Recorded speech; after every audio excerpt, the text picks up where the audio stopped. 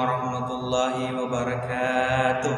Innal hamdalillah nahmaduhu wa nasta'inuhu wa nastaghfiruh wa na'udzu billahi min syururi anfusina wa min sayyiati a'malina. May yahdihillahu fala mudilla lahu wa man yudlil fala hadiya lahu. Asyhadu an la ilaha illallah wa asyhadu anna Muhammadan abduhu wa rasuluh. Allahumma shalli ala sayyidina Muhammadin wa ala alihi wa ashabihi wa man tabi'ahu bi ihsan ila yaumiddin. Ya ayyuhallazina amanu taqullaha haqqa tuqatih wa la tamutunna illa wa antum muslimun. Ya ayyuhallazina amanu taqullaha wa qulu qawlan sadida yuslih lakum a'malakum wa yaghfir lakum dzunubakum wa man yuti'illahu wa rasulahu faqad faza fawzan aziman. Kaum muslimin jamaah Jumat yang dirahmati oleh Allah Subhanahu wa taala, adapun judul khutbah saya pada hari ini adalah berbakti kepada kedua orang tua. Sesungguhnya jasa kedua orang tua terhadap anaknya sangatlah besar. Fakta ini tidak bisa diingkari oleh siapapun juga. Seorang ibu telah mengandung anaknya dalam keadaan lemah dan susah. Dia menyambung nyawa untuk melahirkan anaknya, kemudian memelihara dan menyusui dengan penuh kelelahan dan perjuangan selama 2 tahun. Allah Azza wa Jalla memberitakan sebagian jasa tersebut dalam firman-Nya. A'udzu billahi minasyaitonir rajim. Bismillahirrahmanirrahim.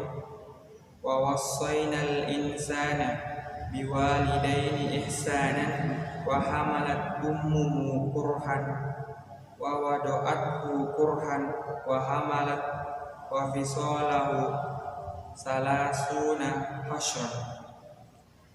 Kami perintahkan kepada manusia supaya berbuat baik kepada 2 orang tua, ibu dan bapaknya. Ibunya mengandung dengan susah payah dan melahirkannya dengan susah payah pula. Mengandungnya sampai menyapihnya selama 30 bulan.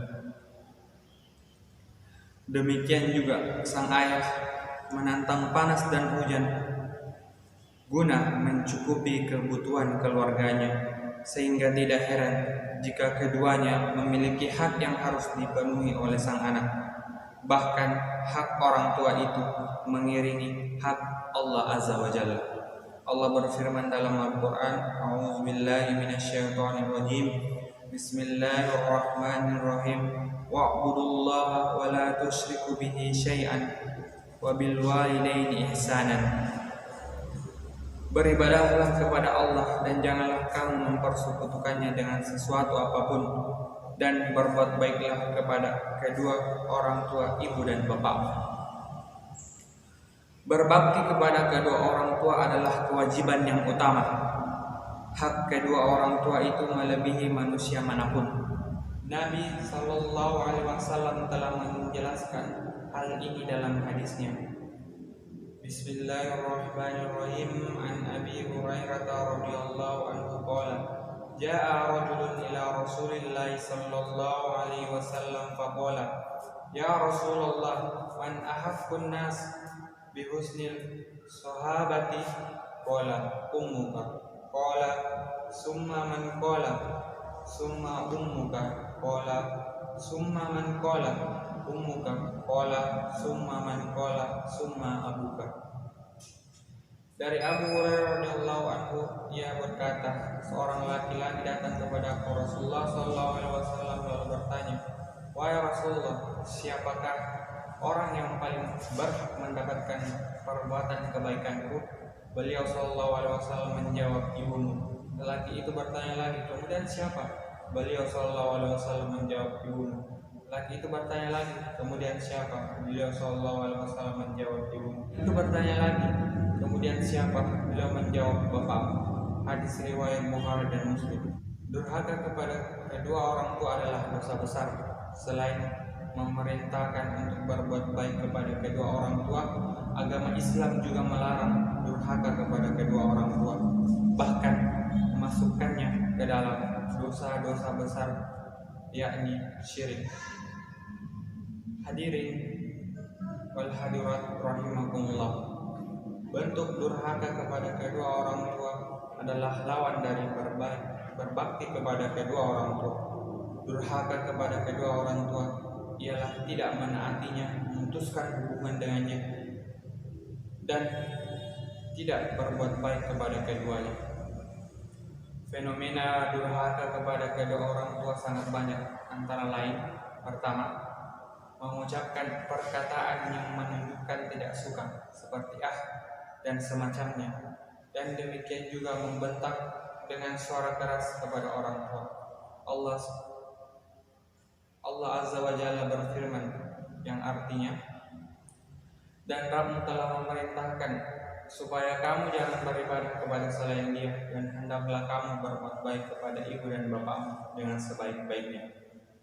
Jika salah seorang di antara keduanya atau kedua-duanya sampai berumur lanjut dalam pemeliharaanmu, maka sekali-kali janganlah kamu mengatakan kepada keduanya perkataan yang dapat menyinggung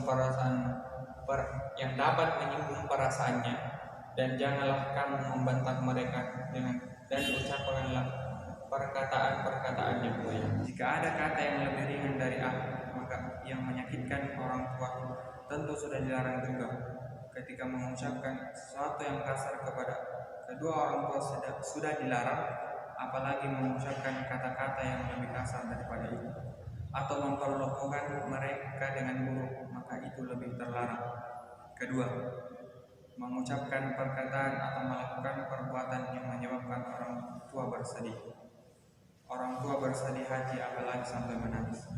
Ketiga, bermuka masam cemberut kepada kedua orang tua.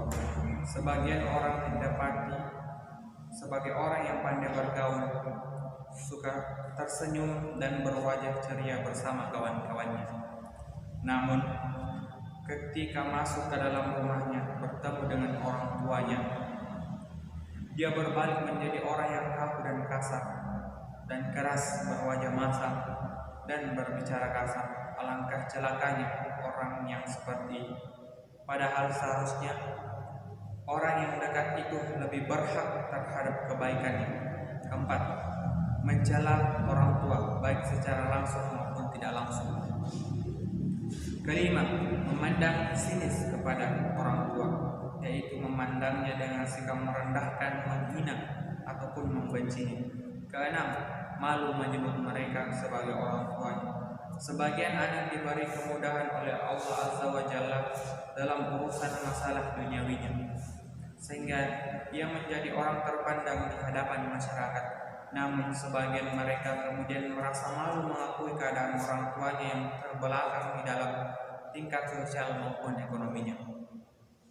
Ketujuh, memerintah orang tua, seperti memerintah ibu untuk menyapu rumah, mencuci baju, menyiapkan makanan. Tindakan ini tidak layak, apalagi jika ibu dalam keadaan lemah, sakit, ataupun sudah tua. Namun jika sang ibu melakukannya dengan sukarela, dengan senang hati, dalam keadaan sehat dan kuat, maka tidak mengapa.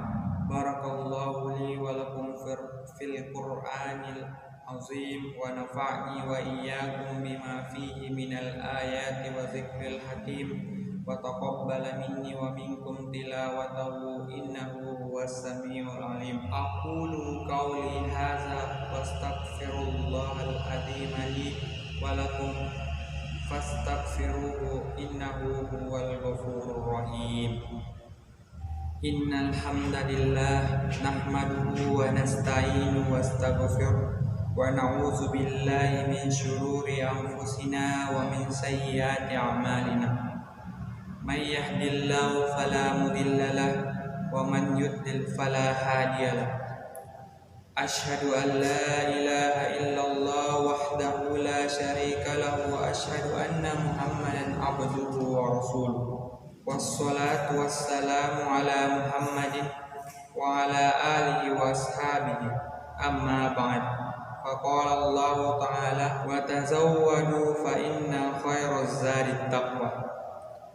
Inna Allah wa malaikatahu yusalluna 'alan nabi ya ayyuhalladzina amanu sallu 'alaihi wa sallimu taslima. Allahumma salli 'ala Muhammadin wa 'ala ali Muhammadin kama sallaita 'ala Ibrahim wa 'ala ali Ibrahim innaka Hamidum Majid. Wa barik 'ala Muhammad wa 'ala ali Muhammad kama barakta 'ala Ibrahim wa 'ala ali Ibrahim innaka Hamidum Majid.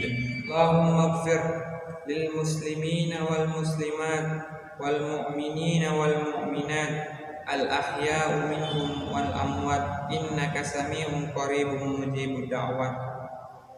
Rabbana ighfir lana wa li ikhwanina alladhina sabaquna bil iman wa la taj'al fi qulubina illal ladzina amanu rabbana innaka ra'ufur rahim.